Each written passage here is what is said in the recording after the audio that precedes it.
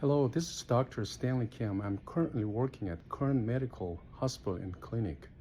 Today we will discuss marijuana and the cancer. Marijuana has been used for medical purposes for 1,000 years in human history, mainly to relieve pain. But it causes untoward side effects like a psychoactive, feeling high, and even hallucinations. So it has been banned and classified as a dangerous Schedule A drugs by federal governments.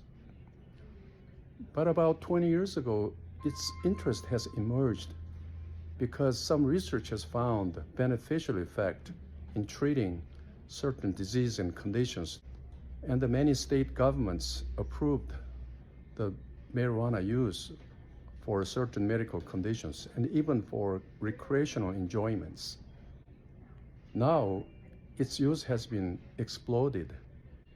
Many cancer patients are using marijuana to relieve pain, nausea, vomiting, or to stimulate appetites. And some believes it helps to kill cancer cells.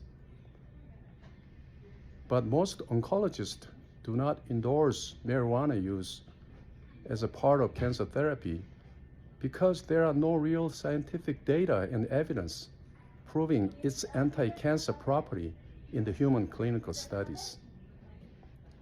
It's confusing. Now I'm presenting this lecture with the most updated information about marijuana and the cancer, and I hope it helps cancer patients and the cancer care providers navigating in a right direction with their journey of cancer therapy. Thank you very much. Cannabis is the psychoactive dried flower buds, leaves, or chemicals causing high feeling or euphoria, which are derived from cannabis plants. There is no difference between marijuana and the cannabis. Two terms are often used interchangeably. Cannabis plants have been used for medical purposes for a long time in human history for relief of cramps or pain. For example, smoking hashish for 1,000 years in the Middle East. Hashish is a resin like a salve made by compressing of cannabis plant, typically flowering buds. Please look at these cannabis flowers.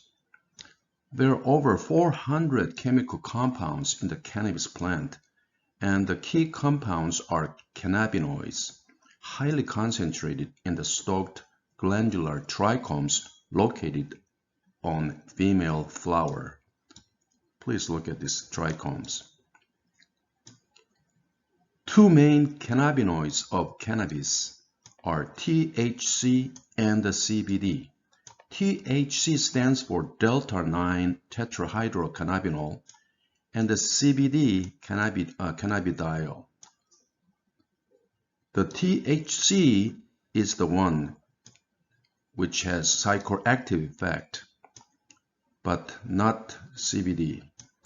Other important chemicals of cannabis are terpenes and the flavonoids, responsible for the aroma, flavors, and the colors associated with the various types of vegetation.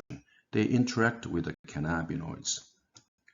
These dried flower buds used to smoke. There are several different cannabis plants, mainly Cannabis sativa and the Cannabis indica. As you see, the sativa plants are taller and the leaves are more elongated and narrower than those of Cannabis indica. Cannabis sativa strains are more energizing due to more THC content, while indica strains are more relaxing and sedating due to more CBD in the plants. However, in a molecular level, there are no difference between sativa plants and the indica. The reason why these two strains feel different when ingested may be explained by entourage effect by other elements in cannabis, such as terpenes, flavonoids, and other minor cannabinoids. Hemp is a fast-growing, tall subtype of Cannabis sativa. It has been grown specifically for industrial or medical use, produces fiber, refined to paper rope, fabrics, and a mixture of fiberglass. Also used for hemp oil, milk, and the food ingredient from hemp seeds. Hemp has very small THC, 0.3% or less, not enough to cause high or euphoria feeling. CBD is extracted from hemp. FDA has not approved the cannabis plants for any medical use except hemp products, but at state government levels, those are allowed under strict supervision. What are the effects of marijuana? Within minutes after smoking or vaping, smokers feel high like this guy and euphoria due to THC, which lasts 2-3 hours.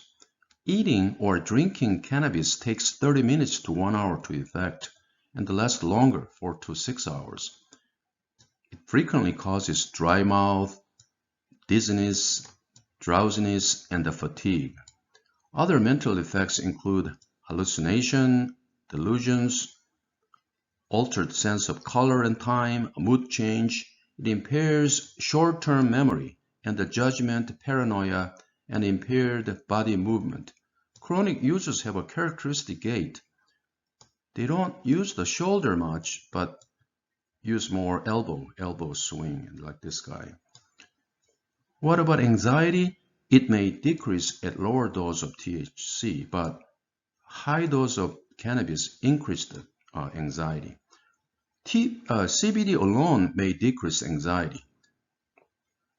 Short-term use may help sleeping, but chronic cannabis use always have sleep disturbances.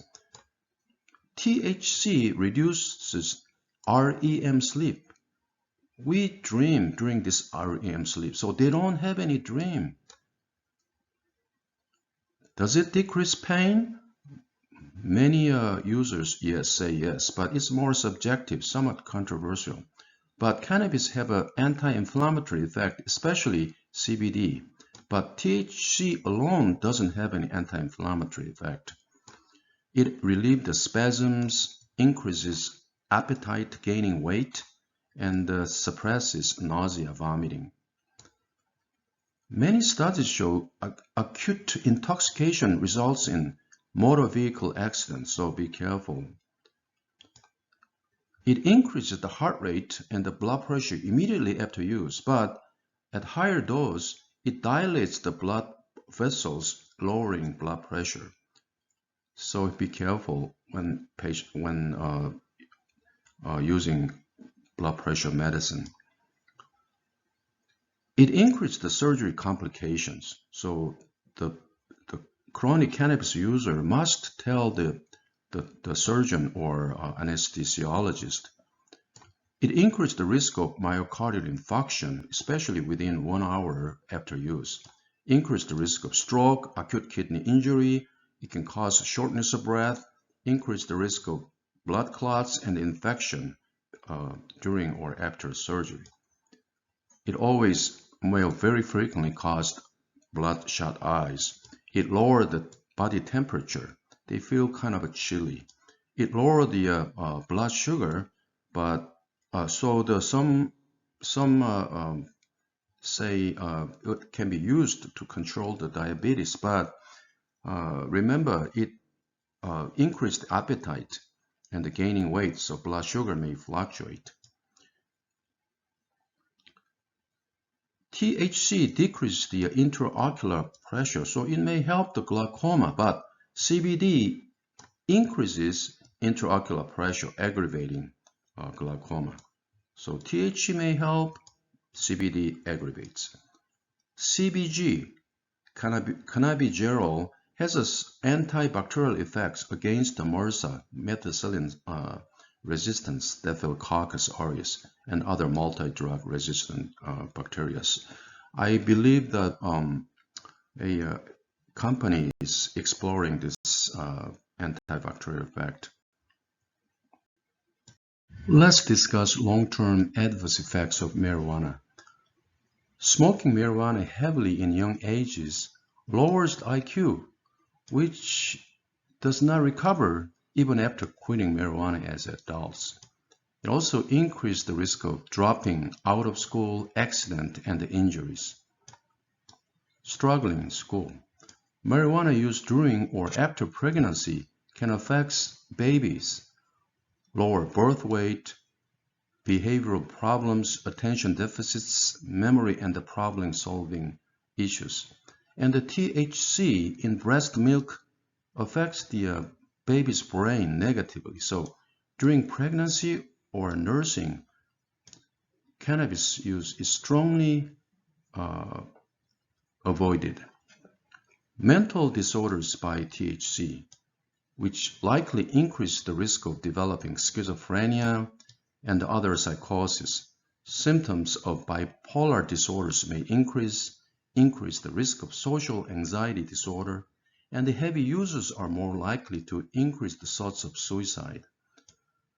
However, it does not appear to increase the risk of depression, anxiety, or PTSD. Those anxiety and post-traumatic stress disorder are actually one of the conditions approved for medical marijuana by state governments. CBD counteracts the THC, so the CBD may have antipsychotic effects. So there are some studies, ongoing researches using CBD for psychosis. What about addiction? Marijuana use disorders. About 9% develop addiction, but this addiction problem goes up to 50% in daily users. Withdrawal symptoms include irritability, insomnia, anorexia, anxiety, drug craving, peak in 1 week and takes 3 to 4 weeks to become normal. By smoking, marijuana can cause chronic bronchitis and the fungal infection of the lung because of the mold contamination of the cannabis plant. Long-term use can cause cannabinoids hyperemesis syndrome. Did I say cannabis causes the suppression of nausea, vomiting? But what about this severe nausea, vomiting? Well, the chronic heavy users often develop these symptoms. It's one of the common cause of ER visits. Cannabis may be a gateway drug, and the cannabis negatively impacts on male and female fertility by affecting the hormone levels. So the couples who want to have babies should avoid the cannabis use. It increases the risk of heart failure, arrhythmia, and a stroke. This cannabis, the THC and the CBD, are metabolized by cytochrome P40 enzymes, especially CYP3A4 or CYP2C9. Certain drugs inhibit these enzymes, raising the toxicity of THC and the CBD. Those drugs include antifungals, ketoconazole, itraconazole, fluconazole, certain antibiotics, macrolide, azithromycin, clarithromycin, erythromycin, and calcium channel blocker blood pressure medicine, diltiazem, verapamil, amiodarone, antiviral HIV medicine, ritonavir, and the golden seal and the grapefruits also increase the risk of toxicity. Other drugs also include the Bactrim, which is the sulfa, and the Prozac, amiodarone, and the fluconazole, which increase the risk of CBD toxicity because CBD is metabolized by liver enzyme CYP2C9, and those are CYP2C9 inhibitors. What toxicity of CBD can cause diarrhea, especially liver toxicity? Marijuana may increase the bleeding risk when patients taking warfarin, the Coumadin. And the heavy marijuana users lower the blood pressure, so patients taking blood pressure drugs need to be careful.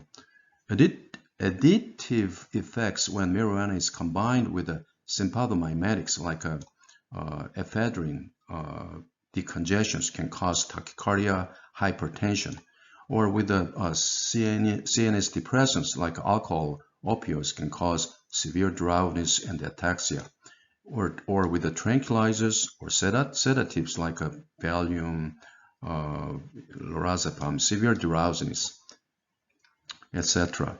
On the other hand, marijuana increased the effect of toxicity of clozapam and the tacrolimus program. Tacrolimus is the anti-graft drugs. Regular marijuana smoking, more than at least 2 or week joints, increases the clearance and weakens the theophylline and the olanzapine and the clozapine. So the clozapine is the one of the common drug used for schizophrenia.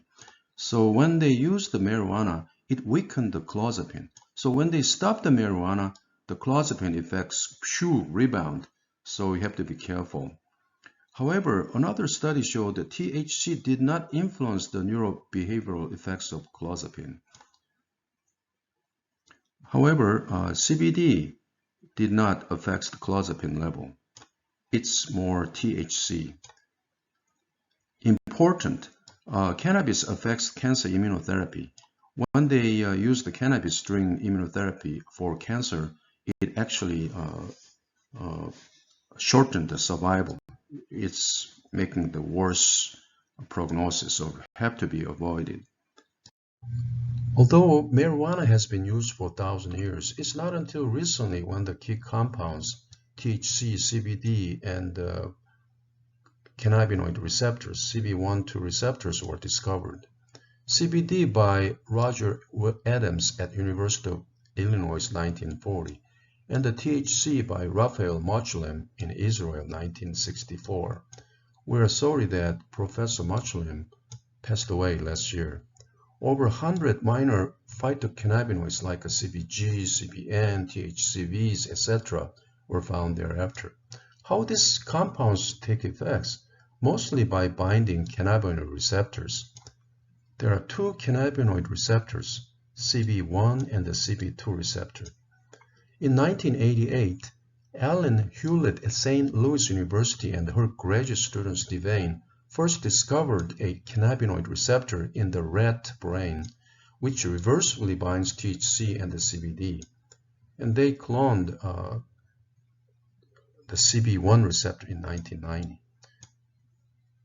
Professor Hewlett is now working at Wake Forest University in North Carolina, where my daughter, Dr. Esther Kim, was graduated from.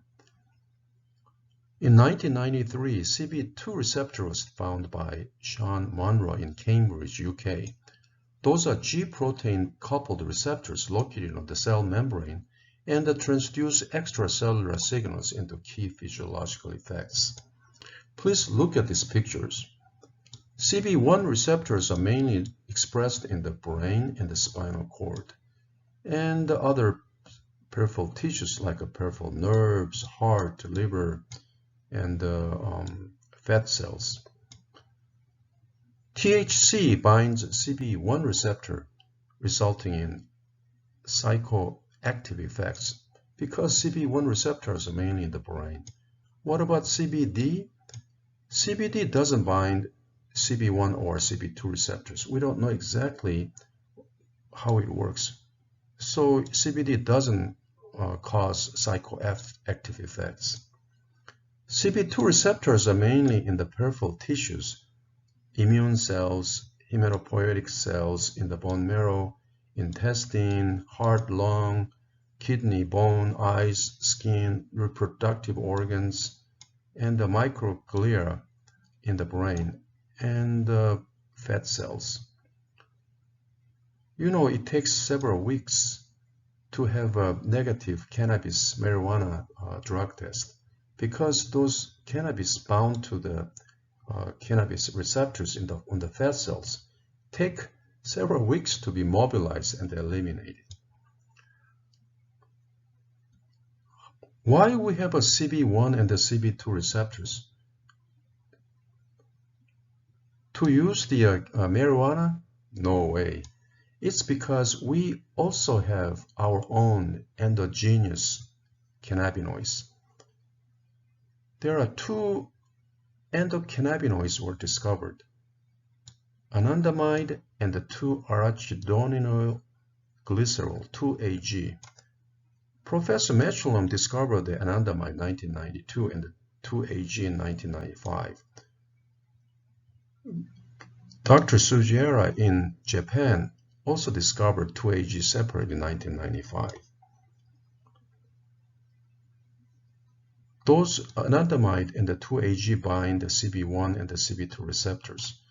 These endocannabinoids are neuromodulators, or we can say neurotransmitters, produced on demand.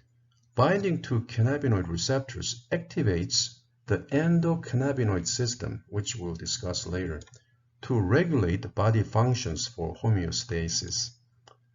Exocannabinoids like marijuana, which are phytocannabinoids, and the synthetic laboratory-made cannabinoids bind the cannabinoid receptors and augment or disrupt the effect of natural endocannabinoid system. So the endocannabinoid system is composed of endocannabinoids like anandamide or 2-AG, and the cannabinoid receptors CB1, CB2, as well as other minor receptors like GBRP55 and TRPV1, which we'll discuss later, that expressed on the cells of various organs, and the enzyme to synthesize and degrade endocannabinoids.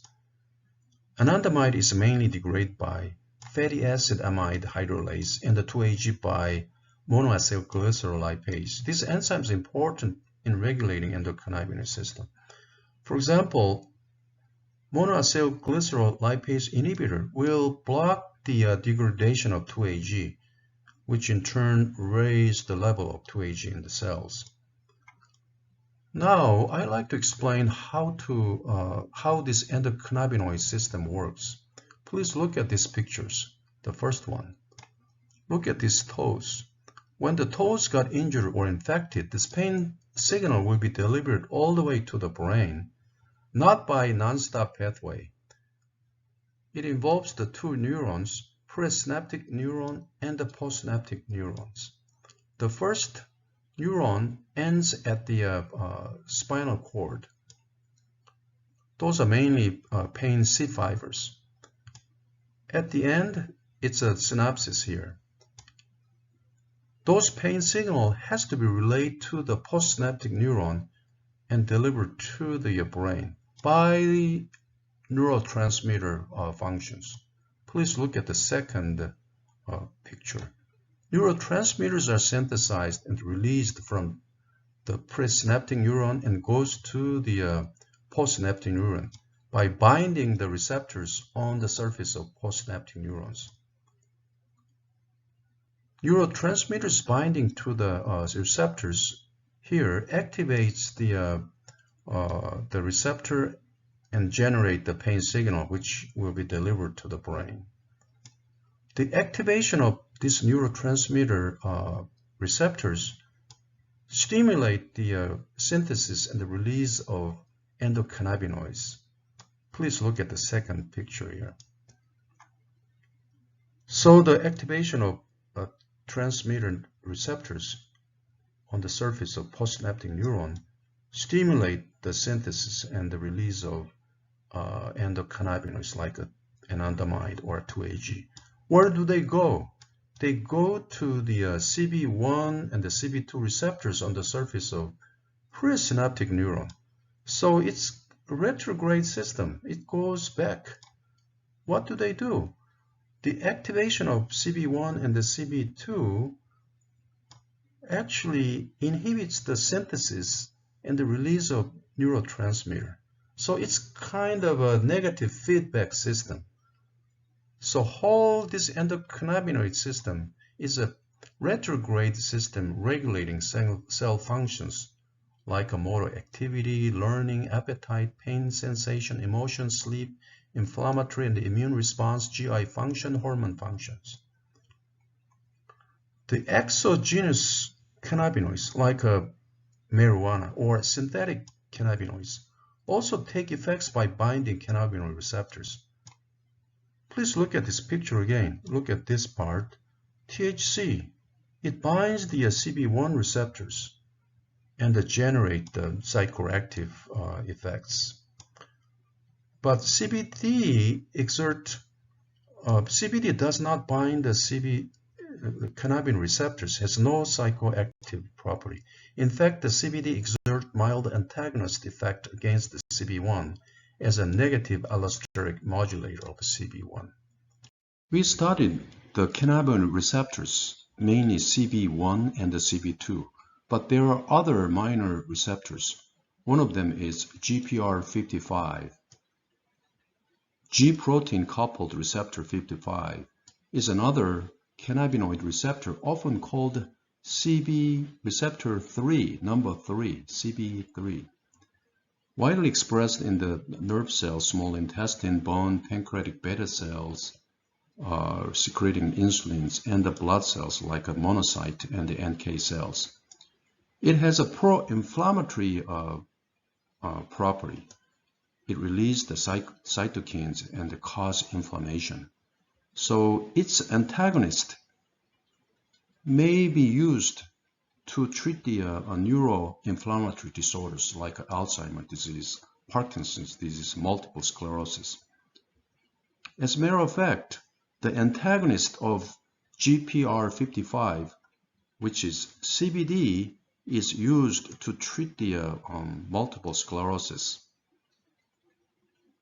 and spasms. But it also has a tumor promoting effect.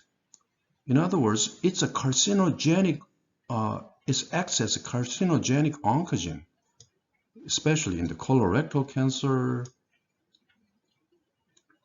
and the overexpression of GPR55 in breast cancer cells induced robust migratory and invasive response, dangerous.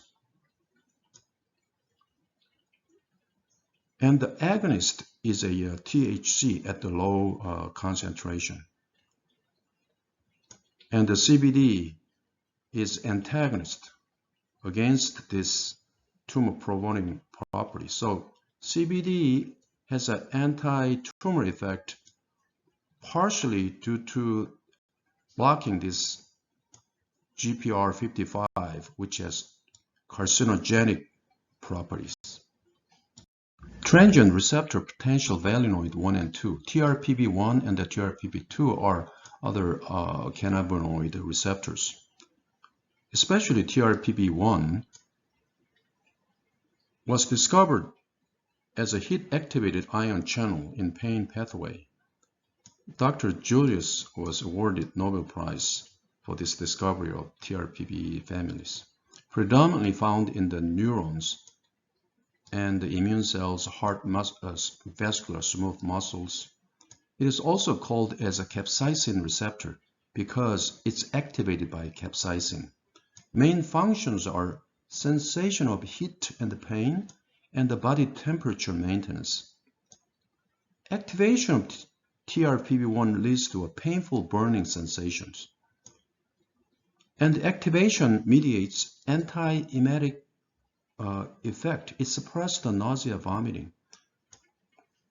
And it protects the heart against ischemia by coronary vasodilatation and the reperfusion. It also causes weight loss. And its activation modulates immune response. Most importantly to us oncologists, TRPV1 is a potential tumor suppressor. So its activation inhibits cancer growth. In laboratory, it inhibits gastric cancer and the glioma and the human cancer cell lines. So agonist CBD has an anti-tumor effects by activating this TRPV1. Other agonists activating TRPV1 include capsaicin, which is the pungent compound in chili pepper, and the allyl isothiocyanate, components of wasabi, mustard, and the compounds of cacao pod husks. and heat over 109 Fahrenheit. So its heat activates the TRPV1 and leads to the anti-cancer effect. TRPV2 is different. It's activated by high temperature over the 52 degrees and other hormones, growth factors, and the cannabinoids. We don't know clearly how it works on the tumor cells. It has both pro and anti-proliferative effects. It also has a pro-inflammatory effects. Agonists include CBD and the THC. So the cannabis is a very complicated properties. We still need to figure it out. Now let's discuss cannabinoids and the cancer. The expression of CB1 and the CB2 receptors is altered in many types of tumors, which is associated with positive or negative survival indicators, depending on the type of cancer. So you can't say this cannabis is good or bad for all cancer. The overexpression of CB1 and CB2 is found in many different kinds of cancer. And the preclinical research found anti-tumor effects of cannabinoids through activation of CB1 and the CB2 and the signaling various pathways. But CBD does not bind the cannabinoid receptors, and it mainly inhibits cancer cell population primarily through apoptosis signaling. However, other preclinical studies showed contradictory effects. Cannabinoids, especially THC, increase the growth of cancer cells, like breast cancer, lung cancer, head and neck cancer, bladder cancer, brain tumor, astrocytoma, and the kidney cancer. Almost all clinical studies testing the association between cannabinoids and the cancer are observational or case reports, which provide no meaningful statistical significance. The possible mechanisms of anti-tumor effects of cannabinoids are like this. Like, for example, CBD increased the reactive oxygen species, and it damaged the mitochondria, leading to apoptosis, which means program the cell death by themselves, and many other signalings. Does marijuana use increase the cancer risk? Yes and no. THC and the CBD are important carcinogen additives to the effects of tobacco and alcohol, and the CBD alone is associated with a higher risk of prostate cancer and ovarian cancer. Smoking marijuana did not increase the risk of lung cancer, but recent studies showed mixed results. Cannabis smokers have elevated oropharyngeal cancer and a reduced risk of tongue cancer. But other studies showed no association. Genitourinary cancer, the risk of testicular cancer is higher, but other studies showed no association. Bladder cancer risk was lower in marijuana only users. Interesting. Past marijuana use decreased the risk of prostate cancer, decreased renal cell cancer, and bladder cancer in female only, not in male. But other studies show that the risk of prostate cancer and the cervical cancer was higher in marijuana users. So it's somewhat conflicting. The risk of adult glioma, brain tumor, is higher in the weekly and the monthly marijuana smokers. And there is no association between marijuana users and the breast cancer, colorectal cancer, melanoma, and the non-Hodgkin's lymphoma. But hepatocellular carcinoma risk is lower in cannabis users. There are several pharmaceutical cannabinoid drugs approved for medical use. Dronabinol, Marinol. It's a synthetic THC indicated for chemotherapy-induced nausea, vomiting, and anorexia, weight loss with the HIV/AIDS. Has a 2.5 milligram, 5 milligram, 10 milligram. Take the 2 to 3 times a day. Nabilon is the same synthetic THC with the same indication of dronabinol. Epidiolex is a plant CBD. It's used for rare types of seizures, LGS or Dravet syndrome. It's using, the dose is very high. Nabiximols, it's called the Sativex, developed in England, is a plant THC and the CBD's mixture, 1-to-1 mixture. It's used as a spray, indicate for spasms due to multiple sclerosis. And the many clinical studies underway using this CBD and the Sativex. Do cannabinoids relieve cancer pain? Well, about 30% of medical marijuana users are taking cannabis for chronic pain, and the majority of them reports that cannabis relieves pain. It's more subjective reports and is able to reduce the dose of opioids. However, in majority of clinical trials only show the limited superiority of cannabinoids over placebo, which suggests that positive expectation may contribute to the improvement of pain. There are several randomized clinical studies comparing cannabinoids products with a placebo for cancer pain. In summary, preclinical and observational studies demonstrated the potential opioid-sparing effects of cannabinoids in the context of pain control, but higher quality randomized control study did not provide evidence of opioid-sparing effects.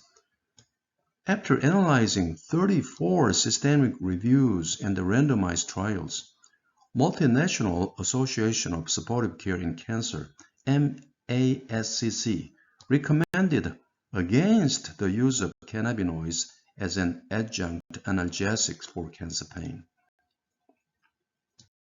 Breast cancer is classified to hormone positive, mainly estrogen positive breast cancer, HER2 positive breast cancer, and hormone and HER2 negative breast cancer, which is called the triple negative breast cancer.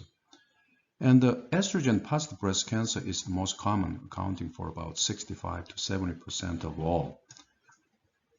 How the cannabis, especially THC, affects the breast cancer, estrogen positive breast cancer. THC has an anti-estrogenic activity which suppresses the ER positive breast cancer cell lines, so it's good. But in other preclinical study, THC enhanced breast cancer growth and the metastasis by suppression of anti-tumor immune response. So what is the real thing? We don't know. The addition of THC or cannabis preparation to tamoxifen did not show any effects on hormone-positive breast cancer cell line. However, a new clinical study showed that cannabis may be harmful when used during tamoxifen therapy. What's going on here? They said the simultaneous administration of tamoxifen and the cannabis on ER-positive breast cancer cell lines diminished the anti-proliferative activity of tamoxifen.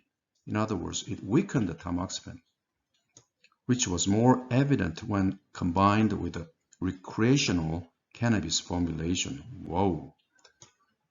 What about aromatase inhibitors like anastrozole?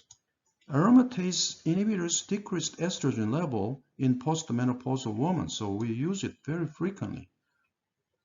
However, in low estrogen environment, like while receiving aromatase inhibitors, THC mediates breast cancer cell line growth. So THC or THC-containing cannabis may be harmful during aromatase inhibitor therapy.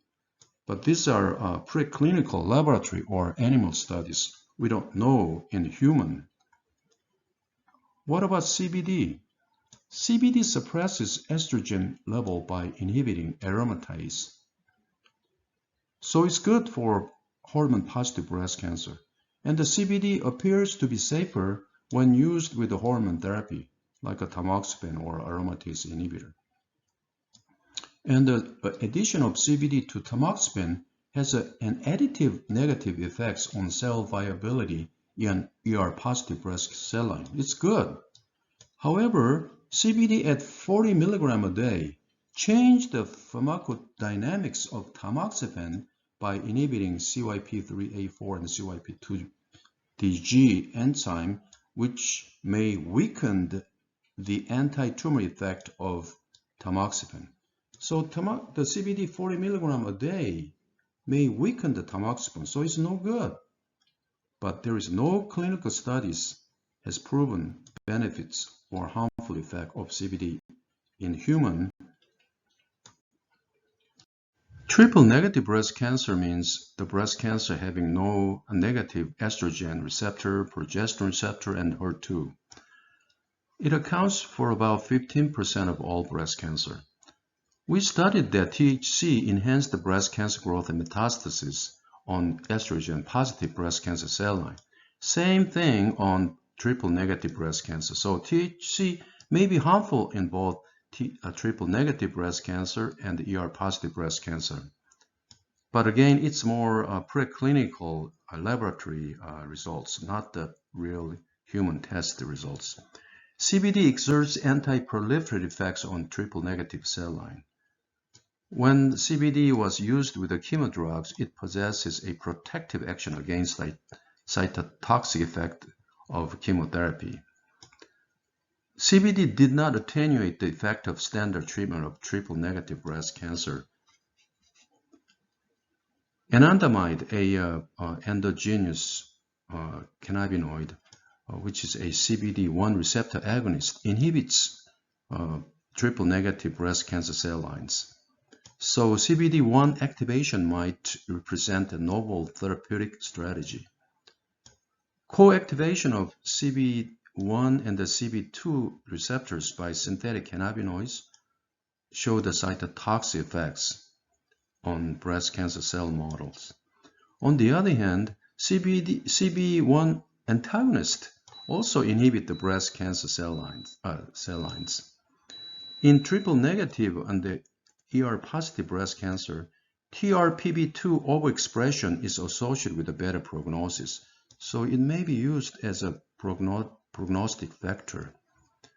HER2-positive breast cancer has about 90% of HER2-positive breast cancer have CB2 expression, which is associated with a poor prognosis, and the high CB2 receptor expression may be used as a poor prognostic biomarker. But there is no association between CB2 expression and the ER-positive or triple-negative breast cancer cell lines. THC and the other synthetic CBD2 agonists exert an anti-tumor effect on HER2-positive breast cancer models.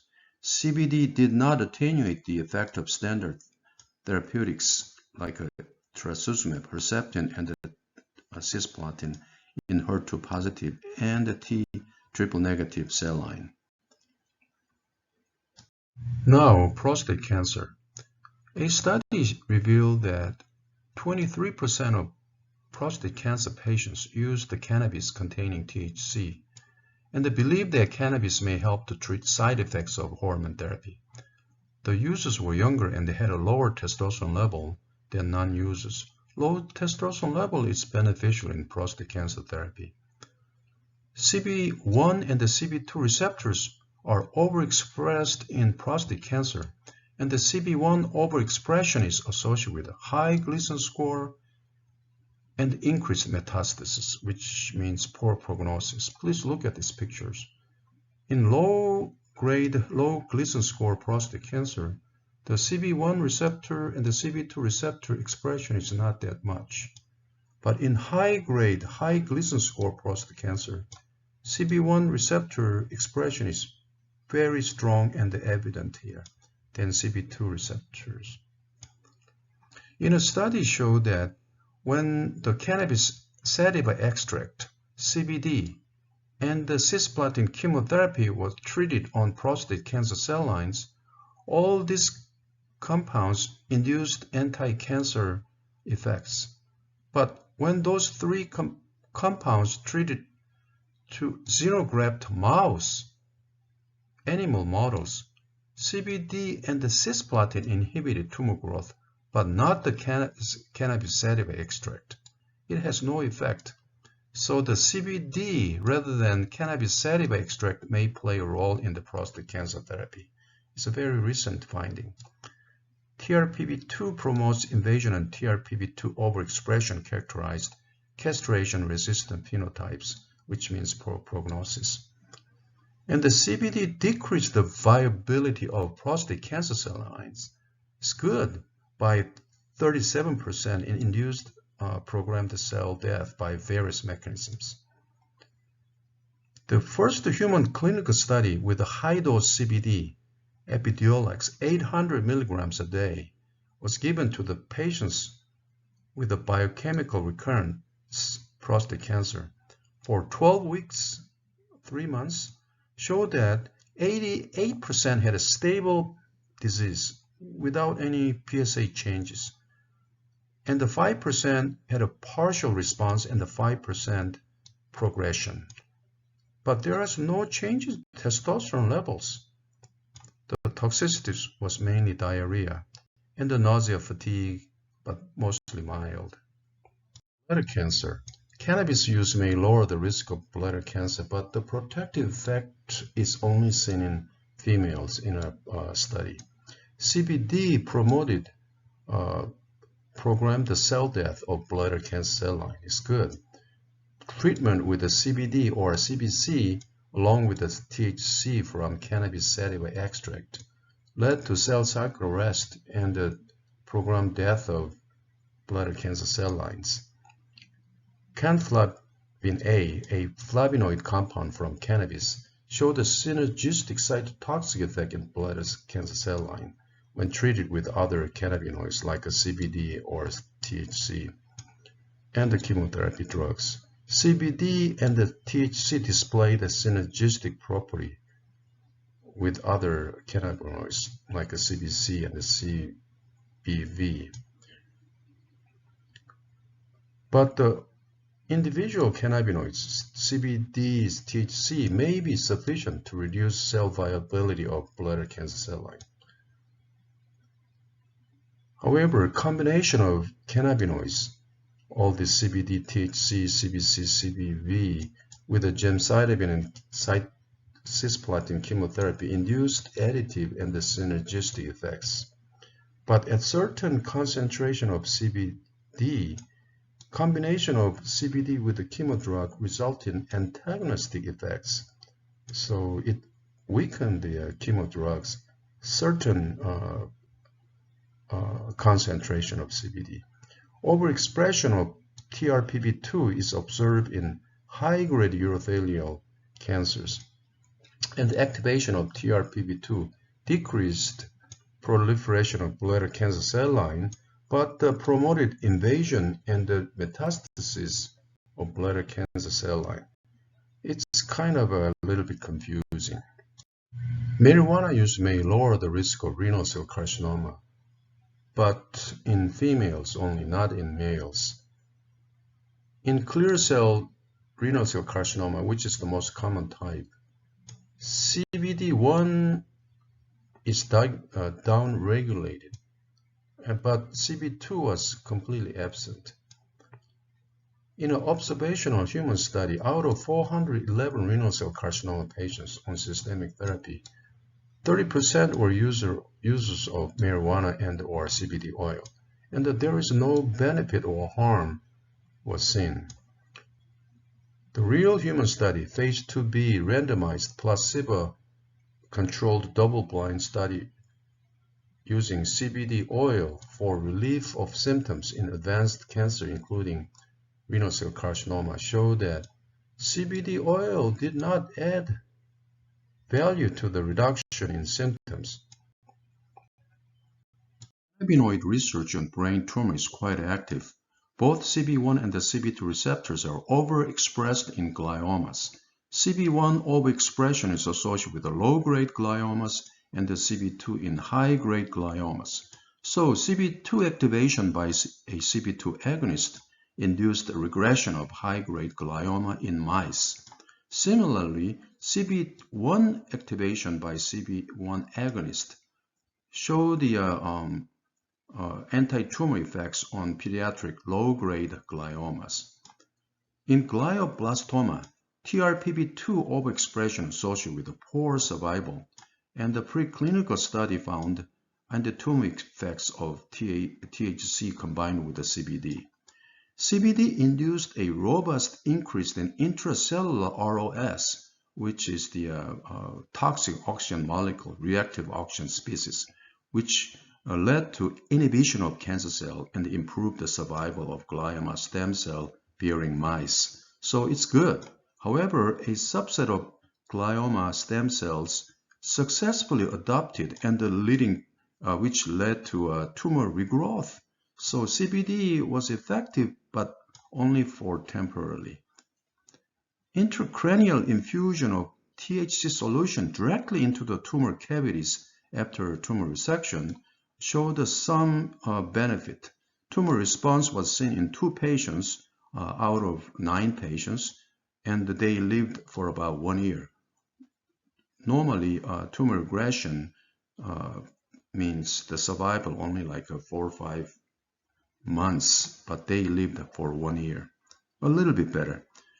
Real study, a randomized phase 1 clinical study with 21 glioblastoma comparing Sativex, the THC plus CBD, with a temozolomide was compared with the temozolomide alone without Sativex. And those patients who was treated with Sativex and the temozolomide had a longer survival. 1 year survival was 83% versus 44%.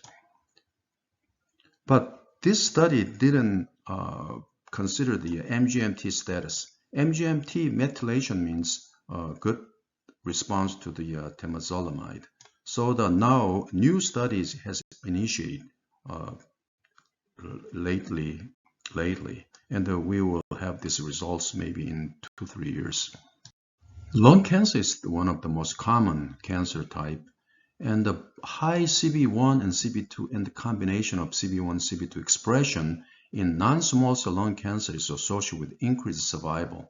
So they may be used as markers of favorable prognosis. CB1 and the CB2 agonists inhibited the EGFR, which is kind of a growth factor for lung cancer, in lung cancer cell lines. So it's good. THC and the CBD alone or in combination restore the epithelial phenotype in vitro. Elevation of 2-AG, the endocannabinoids, by monoacylglycerol lipase inhibitors. We studied that this MAGL is enzyme degrading the 2-AG. So when you inhibit this enzyme, the level of 2-AG will go up higher. So elevation lead to increased release of TIMP1 from lung cancer cells, which mediate the anti-angiogenic effects on endothelial cells. So it's good. MAGL inhibitors led to a CB1 dependent decrease in human lung cancer cell invasion and metastasis. Inhalant CBD inhibited growth of lung cancer cell lines. There are 2 separate case reports that non-small cell lung cancer shrank with the CBD and the combination of THC, CBD, and the THCA. But the use of cannabis during immunotherapy, like nivolumab, pembrolizumab,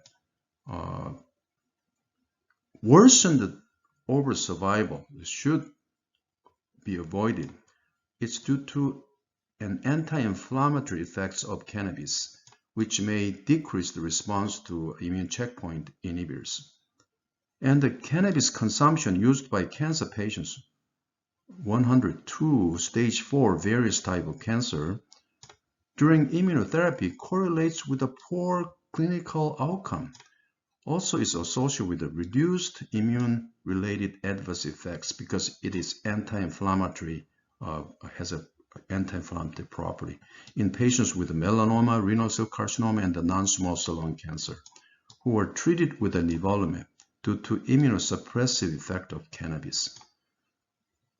So it's very important to avoid cannabis during immunotherapy. But cannabis may be used to treat the immune adverse effects. Now, head and neck cancer.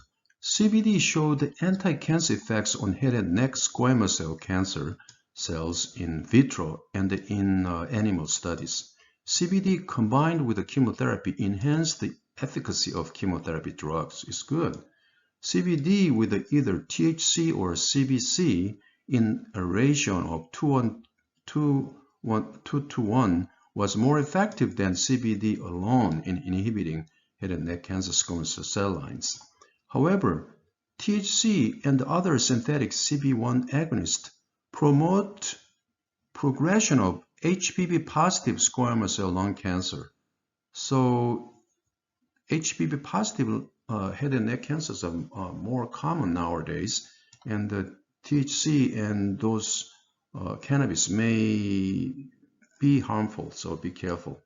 In squamous cell carcinoma of tongue, high expression of CB1, CB2, or both was observed in older and female, well-circumscribed tumors and associated with a favorable prognosis with a longer disease-free and overall survival. So this can be used as a marker of good prognosis. Marijuana use in patients with head and neck cancers who received radiation therapy did not change oncological outcomes, but they significantly required more number of types of pain medications.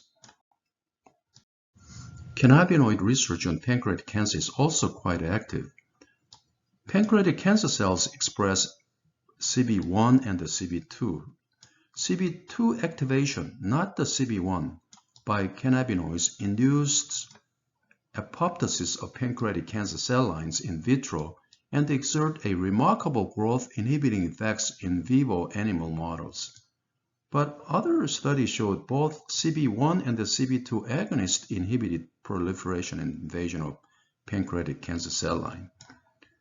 Patients with a pancreatic adenocarcinoma with a low CB1 levels or high fatty acid amide hydrolase and monoacyl glycerol lipase levels in the cancer cells have longer survival. But other study showed the block inhibiting these enzymes and the subsequent increase in endocannabinoids level inhibit tumor development and the spread. So it's kind of a conflicting. THC and the CBD combination at the 1:6 ratio showed anti-tumor effects. CBD and the THC inhibited pancreatic cancer cells and the stroma cells in vitro through PAK1 dependent pathway. And the CBD and the THC also inhibited PD-L1 expression of pancreatic cells and stroma cells is good. CBD with the chemotherapy gemcitabine improved the survival 3 times longer compared to the mice treated gemcitabine alone. And the genetic ablation of GPR55, we studied the GPR55 is more carcinogenic chemicals. In mouse models significantly prolonged the survival. We understand. CBD-rich cannabis sativa extract induced apoptosis and the cell cycle arrest. It's good. Low dose of pure CBD is sufficient to stimulate the cytotoxic function of CIK, cytokine-induced killer cells, without exerting other mechanism. And the combination of CBD and the CIK cells may be a therapeutic option. It's kind of interesting research. CBD enhanced pancreatic cancer cells killing and the prolonged mice survival when combined with the radiation therapy. So combination of CBD with the radiation therapy may be beneficial. Now, hepatobiliary cancer. Cannabis lowers the risk of hepatocellular carcinoma, and the overexpression of CB1 and the CB2 correlates with improved prognosis in hepatocellular carcinoma. In animals model, cannabis sativa showed anti-hepatocellular carcinoma potential, and it's mediated through the anti-angiogenic, pro-apoptotic, and the cycle arrest, and the anti-inflammatory mechanism. Stimulation of CB2 by THC and the other CB2 selective agonists induced autophagy and apoptosis of hepatocellular cancer cell lines. And the CBD suppressed hepatocellular cancer cell growth by pyropoptosis in vitro and vivo. Pyropoptosis means heat-mediated cell death. Anandamide, endocannabinoid, inhibited the proliferation of hepatocellular cancer cell line. And CBD and the CBG, those are CBG is a cannabigerol, is a minor cannabinoid, induce apoptosis of cholangiocarcinoma cancer cell lines. Many preclinical studies show the benefit of cannabis on colorectal cancer. In colorectal cancer cell models, CB1 is downregulated while EGFR upregulated. EGFR is kind of a growth factor for cancer.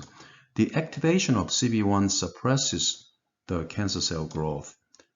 And the THC showed the dose-dependent anti-tumor effects via CB1-dependent pathways. On the other hand, CB1 antagonists also inhibited the tumor growth in colon cancer models. CB1 exerts anti-proliferative activity via CB2-dependent mechanism.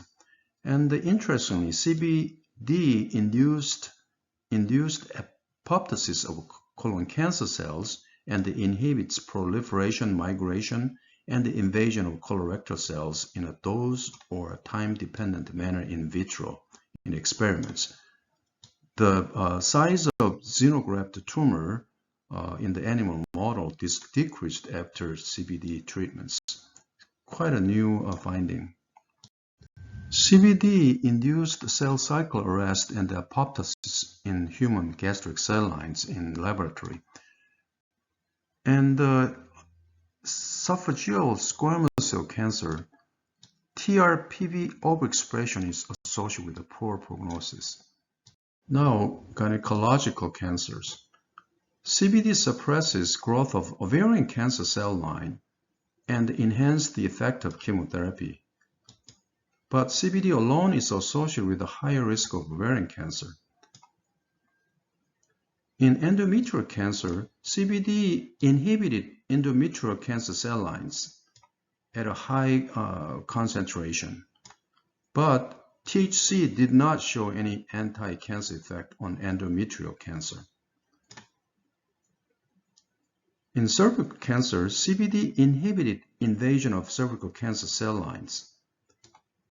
CBD, rather than cannabis sativa crude extracts, prevented cervical cancer cell growth and induced cell death in the cervical cancer cell lines. In melanoma cell lines, cannabis extract showed anti-proliferative effect. And other studies showed that THC alone had no effect. CBD alone showed only moderate effect on melanoma cell lines, but combination of THC and the CBD showed concentrated dependent reduction in melanoma cell viability. Now let's discuss how cannabinoids affects lymphoma. First, non-Hodgkin's lymphoma. B-cell type non-Hodgkin's lymphoma cell lines have a high CB1 and the CB2 expression, and their growth was inhibited by CB receptor activation, which finding was confirmed by another study. Cannabinoids, CBD, THC, and anandamide have an anti-proliferative and apoptotic effect on canine lymphoma cell lines. 70% of diffuse large B-cell lymphoma, which is the most common in the aggressive type of lymphoma, were CB2 positive. But CB2 positivity was not associated with a different outcome with a conventional lymphoma therapy and had no prognostic value. And the CBD inhibits diffuse large B-cell lymphoma and the mantle cell lymphoma lines synergistically when used with the conventional lymphoma chemodrugs like a carfilzomib or ibrutinib. The extract of cannabis sativa showed cytotoxic activity on cutaneous lymphoma cell lines. However, in a small clinical study, combination of THC and the CBD, the Sativex spray, at a single dose showed no therapeutic effect for indolent B-cell lymphomas like a CLL or small lymphocytic lymphoma, follicular, or marginal zone lymphomas. It sounds like cannabis may have some effect on the aggressive high-grade lymphoma, but not the indolent low-grade lymphomas. And the Hodgkin's lymphoma. CB1 expression is a common feature of HRSL of classical Hodgkin's lymphoma. HRSL means Hodgkin's Reed-Sternberg cells, the key cells to make a diagnosis of Hodgkin's lymphoma. And the Hodgkin's lymphoma cell lines were inhibited by CB1 inhibition. Hodgkin's lymphoma patients who used medical cannabis reported improvement in pain, general well-being, appetite, nausea. THC is a potent inducer of apoptosis, programmed cell death of acute leukemia cell lines. It's good. Let's look at the acute lymphoblastic leukemia. CBD caused the cell death of acute lymphoblastic leukemia cell lines by directly targeting mitochondria and the disturbed calcium homeostasis. There is a case report of a 14-year-old girl with a refractory kind of terminal acute lymphoblastic leukemia. She was treated with the cannabis resin, like a hashish types of strong cannabis extract, which decreased the blast counts at day 30, which lasted for about 10 days only. Then the blast leukemia cells started to rise again until a few days before her death. So it looks not really having significant impact on the ALL. Acute myeloid leukemia. Acute myeloid leukemia cell lines were inhibited by THC. However, in other clinical studies, CB2 activation may foster tumor promotion and abrogate myeloid differentiation, which is dangerous. Chronic lymphocytic leukemia is a very common types of leukemia. Both CB1 and the CB2 are overexpressed, but treatment with the various cannabinoids like a CB agonist and antagonists, including CBD, did not show therapeutic potentials. And the Sativex spray, the combination of mixture of THC and the CBD, was used for elderly patients with a CLL, which quickly reduced the leukemic cell numbers, but not by killing or real damaging the leukemia cells, but by redistribution of leukemic cells to secondary lymphoid organs like the spleen or lymph nodes, tonsils from the blood, rather than real programmed cell death. Therefore, these cannabinoid compounds, Sativex, THC, and the CBD, should be used with a caution in patients with an indolent leukemic lymphoma. So it doesn't look like beneficial in CLL. Chronic myeloid leukemia. CBD inhibits CML cell lines via TRPV2 and acts synergistically with the imitinib, the Gleevec. Also reduces viability of imitinib-resistant cells. So it's kind of promising, but those are laboratory experimental studies. Now, multiple myeloma. CBD by itself or in synergy with bortezomib, the Velcade, anti-myeloma drugs, inhibited growth, arrested cell line, and induced death of multiple myeloma cells by regulating these pathways, with the major effects on TRPV2 positive cells. THC combined with the CBD was more effective than THC alone in inducing cell death in multiple myeloma cell lines. And the THC combined with the CBD and the capilzomib, the anti-myeloma drugs, increased the myeloma cell death and the cell migration in synergy.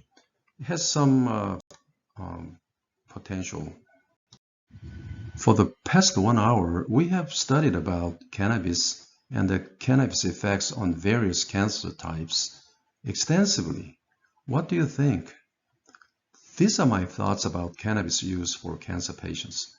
First, I don't think there is a good regulation and the quality assurance of cannabis products, which are required for medical marijuana. Label inaccuracies and the contaminants are found across the spectrum of cannabinoid-based products. For example, a study revealed that out of 75 products purchased in the US, only 17% were accurately labeled, 23% were underlabeled, 60% overlabeled with respect to THC content. And another study showed that 50% of CBD products have inaccurate CBD contents, which may result in toxicity or ineffectiveness. Second, majority of positive preclinical laboratory and animal studies turn out negative when applied to human. Although most preclinical studies show promising reports, some studies also showed contradictory reports. Cannabinoids, especially THC, increase the growth of many cancer cells. And for hundreds of years, cannabis has been used to treat sickness, which must have included cancer and cancer patients. And so many cancer patients are using cannabis nowadays. However, we don't hear or report consistent reports of benefits of cannabis. For example, cancer cure or prolonged survival. Third, many online presentations of cannabis may mislead cancer patients.